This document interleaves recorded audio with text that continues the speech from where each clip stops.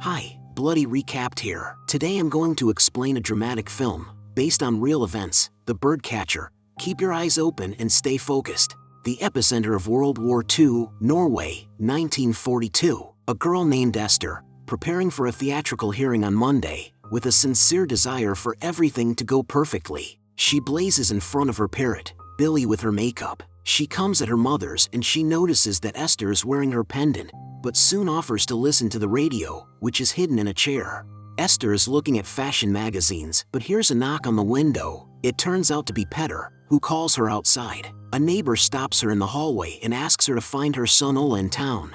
But at first glance you can tell that her son is dead and her grandmother is distraught. Outside, Esther is invited to walk to Ferd. On the way, they meet Nazis, but they manage to get past them. Petter smokes a lighted cigarette he found on the street and offers it to Esther, but she refuses, saying that in America cigarettes are sold right on the street. After all, she herself wants to go to America and become a movie star. Petter and Esther head to her father Hunts's barber shop, where they joke about the customer. But Petter's father, Thor, comes in and jokes about her making his son smoke. While Esther is unpacking new wigs, she overhears Thor asking Hans to be careful. Jews are being arrested in a town nearby. But Hans doesn't care, he's happy with his life here. But if anything, they have tickets to America. Esther should deliver the box to Mr. Kledich. While her father turns away, she grabs the blade and leaves. Esther arrives at the theater, where Kledich is practicing a new performance. Suddenly Nazi soldiers burst in and, recognizing his name, detain him. We are taken to the next day, while the family prays before eating.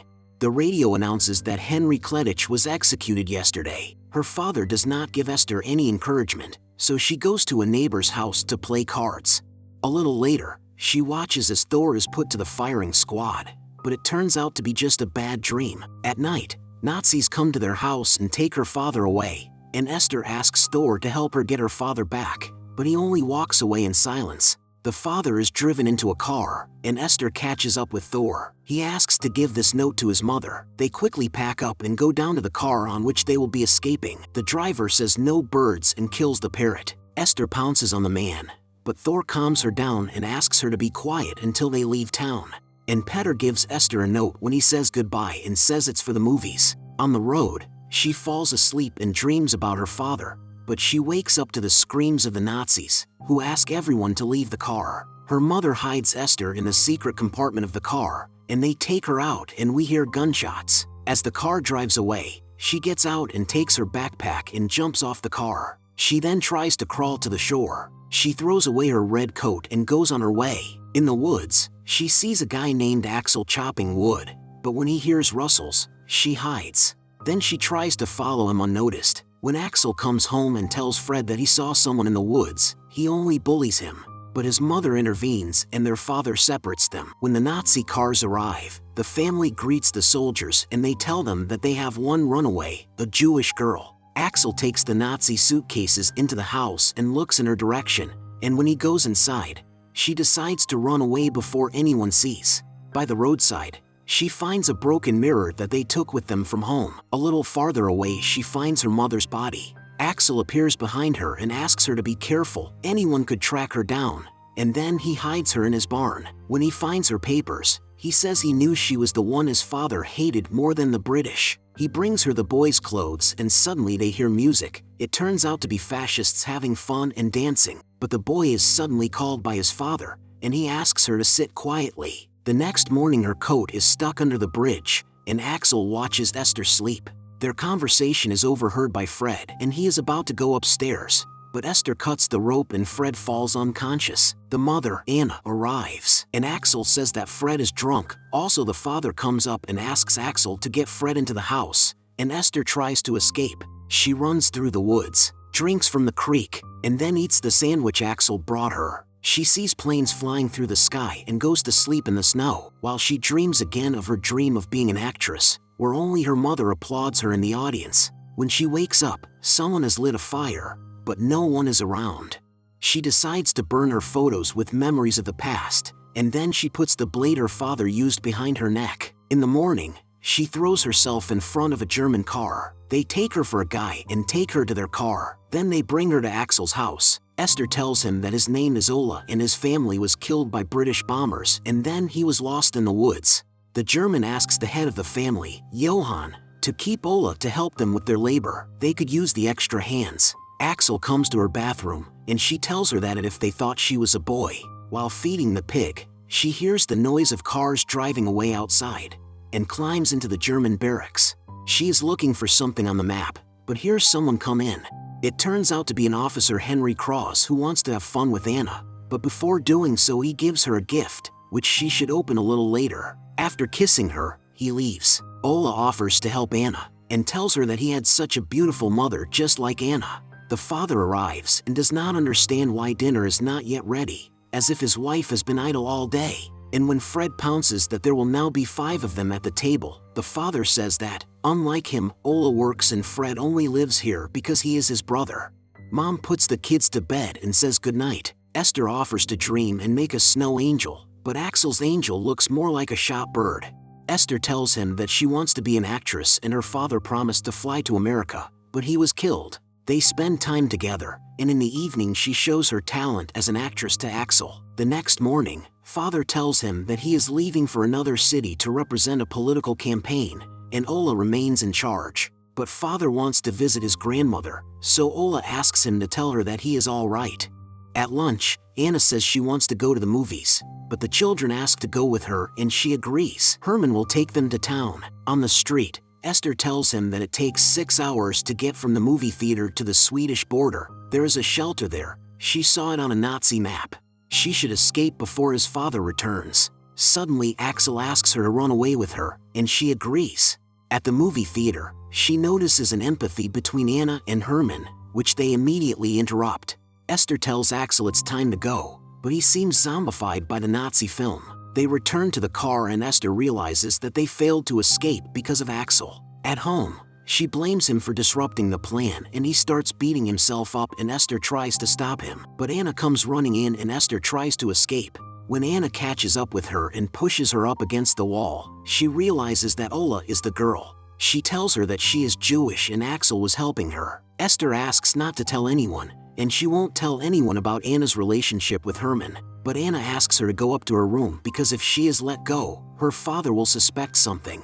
He comes back in the morning and tells me that he was nominated as a candidate for party leader and that he was at his grandmother's house. She said she missed him very much and asked him to come back, but Johan replied that Ola was still needed at the farm and brought him something. He gives him a Norwegian herd fascist party uniform, which Ola will keep for the holidays. A little later, while conducting a bird hunt, a Nazi takes accurate shots, and then the father wants to give Ola a shot, but he is about to aim at them, but is stopped by the Nazi, saying that if you don't want to kill, then don't aim. Ola amazes his father with his marksmanship, and when Axel asks to shoot, Johan pushes him and asks him to go get his prey. At home, Fascist reads poetry to Anna and Esther tries to help Axel look beautiful. The next day, Anna tells Johans that Ola was able to cure the pig, but when Ola says that Axel helped him, father kills the animal. Outside, he notices that Ola is crying and offers to eat the pork. He asks him to close the windows so that the British bombers will not see them. When Ola tastes the meat and her father leaves, she immediately runs behind the barn and spits out the meat. Her mother finds her, and when Ola says she can't pretend anymore, she tries to support her so she doesn't snap. The next morning, Johans tells that when he was their age he was assigned to cut down a Christmas tree, which he was certainly glad he did. He shows his father's axe, which he inherited from his grandfather. But father does not give the axe to Axel, but to Ola, and asks him to wait until he finds a tree that matches their family tradition. In the woods, while Esther is thinking what would happen if she just went straight ahead, Axel chops a tree and says he will prove his father worthy, but misses and hurts his leg. Esther bandages him up and calls for help. Fred yells at Ola for giving him an axe, but his father asks Fred to hurry to the doctor. At home, the doctor examines Axel, and the father offers to examine Ola, but Anna asks the doctor to leave. In the evening, the Germans arrive and ask my father for a place to interrogate him. They have caught the intruder who has been playing both sides. He knows too much. Father asks Ola to go down to the sauna with them. When the Nazis remove the bag from the intruder, it turns out to be Thor. Before the strike, the Nazis are summoned and ask Johans to do the job for them for now. but he puts the club in Ola's hands and asks him to introduce that it is one of the British who killed their family. Fred pushes Ola into Thor and he asks her to pretend. When she beats him, Johan stops her and she runs away. He catches up with her and praises Ola for his manliness. At night, Esther places candles for Thor and Petter. In the morning, she wakes up to the sound of an axe outside. Then she puts on her herd uniform to please Johan. At the table he confesses that he wants to give the farm to Ola in the future for his bravery. But Axel shows up and wants to show off his new cane to his father, but he falls over, which makes his father even more disappointed in him, and asks him to stay in his bedroom tonight while they have guests. In the evening, they have a visit from the Tops. Ola plays her part well, and Johan notices how Anna is being nice to Herman, and he calls her to his place.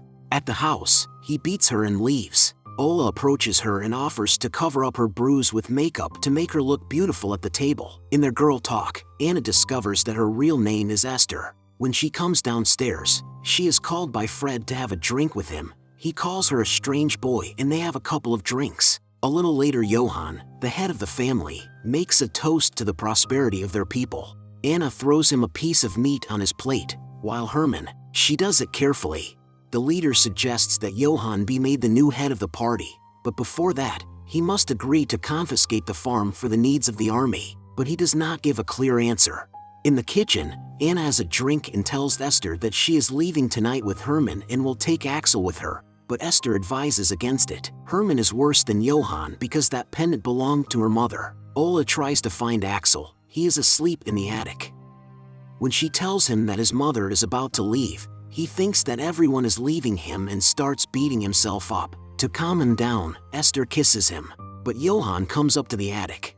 Ola comes out to him and he calls him after him. He brings her into the bathhouse and the men are about to undress him to perform a rite of passage into manhood. But when they see that it is a girl, the military says that Johan is a pervert and there will be no election and the farm will have to be just confiscated. When Esther gets dressed, she adds that she is Jewish and Johan has been hiding her. She shuts them down and sets fire to the logs next to her. She runs up to the house, but Johan appears behind her with a gun, and Herman and Anna come out of the house. He wants to shoot the soldier, but Anna and Axel ask her father to calm down. Fred comes in and tells him that Johan was cheated. When he left, they made love in the same bed. Anna tries to calm her husband down, but is hit by Fred, for which she gets shot by Herman. And when he aims at Johan, Esther cuts his veins in his arm and Johan finishes him off. And then, when Esther asks him not to do anything stupid, he shoots himself and Esther asks the family to flee. But Anna stays, and Esther and Axel run away, while the sauna burns to the ground. They arrive at the lake, and Esther checks to see how firm the ice is, and then they hit the road. After a while, they watch an American movie together. Esther's hair has grown and Axel has matured. Suddenly, the music stops and Axel spits water. It turns out he is drowning and Esther tries to pull him out, but he lets her go and submerges and she cries on the ice. Trondheim, 1945. Esther returns to her father's barbershop, where the inside is a mess. The phone rings and she answers that Hans will no longer be here. A certain man is walking down the street, being spat at and called a doormat, while Esther deals with her late father's work. Anna comes to the window and Esther asks her to come inside, where a client spits on her calling her a Nazi, but Esther asks to come back anyway. The client says her father would be horrified, but Esther asks her to leave and not come back. Then, he puts a wig on her and makes her feel like a woman again, to avoid becoming what she pretends to be, as Esther herself did a couple of years ago. Support the channel by subscribing, like and turn on notifications. Thank you for watching. Bye bye.